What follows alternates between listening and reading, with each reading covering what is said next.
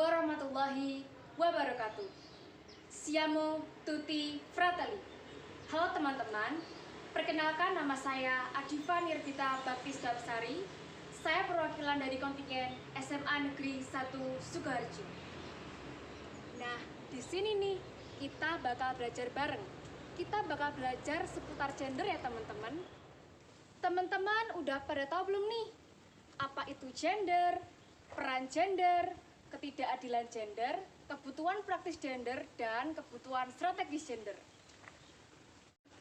Untuk yang belum tahu, tenang aja.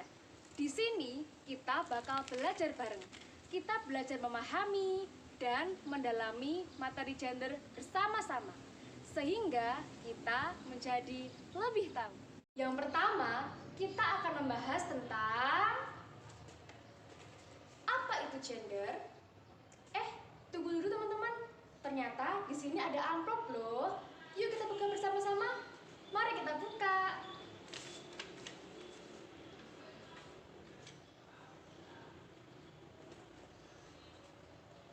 Gender merupakan pembagian peran, fungsi, tanggung jawab, hak dan kewajiban kaum laki-laki maupun kaum perempuan yang dibentuk dan dikembangkan oleh sosial, budaya, dari sekelompok masyarakat yang dapat berubah menurut waktu, tempat, dan kondisi setempat.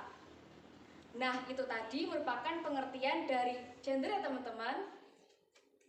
Selanjutnya, yang kedua, kita akan membahas tentang peran gender. Perbedaan jenis kelamin melahirkan perbedaan gender, termasuk perbedaan peran.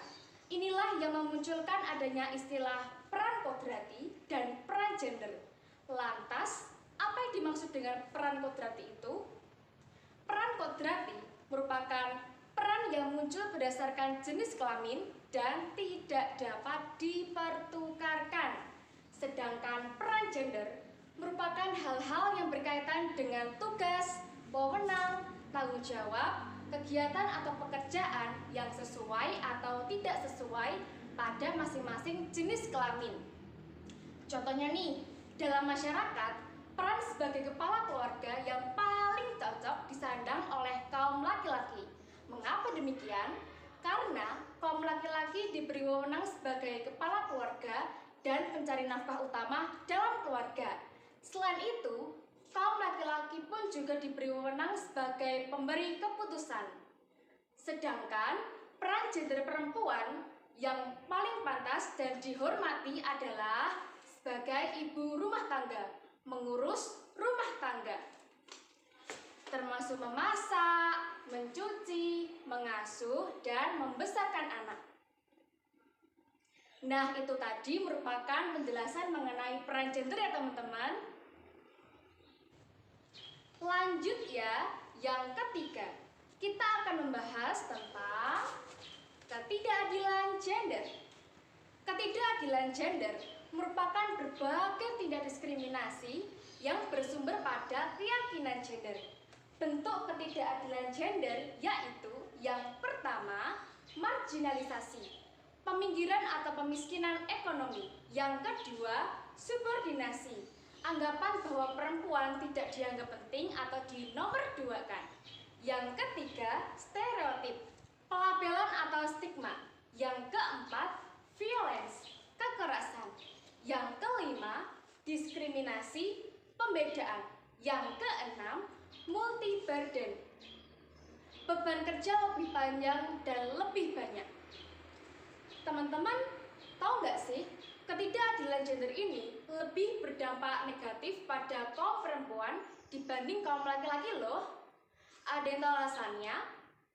Dapat kita lihat pada kondisi kesehatan perempuan. Contohnya nih, kematian ibu melahirkan, remaja anemia, dan lain sebagainya.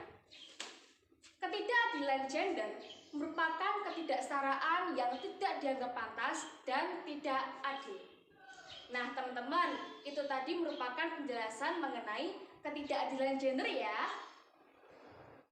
Ya, udah masuk segmen terakhir aja nih. Oke, pembahasan materi terakhir kali ini adalah tentang kebutuhan praktis gender, dan kebutuhan strategis gender.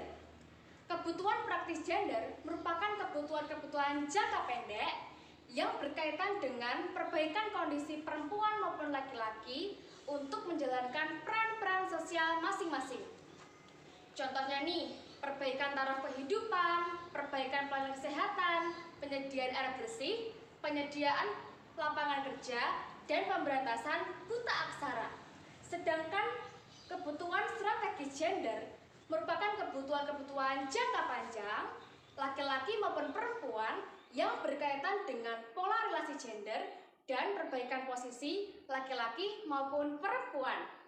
Contohnya nih, perubahan di dalam pola pembagian peran, pembagian kerja, kekuasaan, dan kontrol terhadap sumber daya. Nah, itu tadi merupakan penjelasan mengenai kebutuhan strategis gender dan kebutuhan praktis gender, teman-teman. Jadi, kesimpulan pada materi gender kali ini adalah gender merupakan sifat yang melekat pada kaum laki-laki maupun kaum perempuan yang berkonstruksi secara sosial maupun kultural.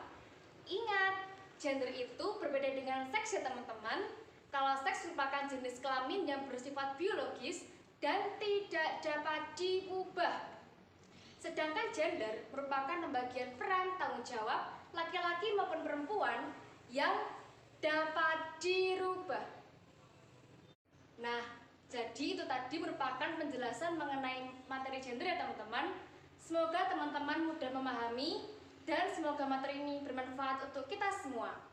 Saya Adifa Nirvita Bakti Setiabsari, perwakilan dari kontingen SMA Negeri 1 Sukoharjo, izin pamit.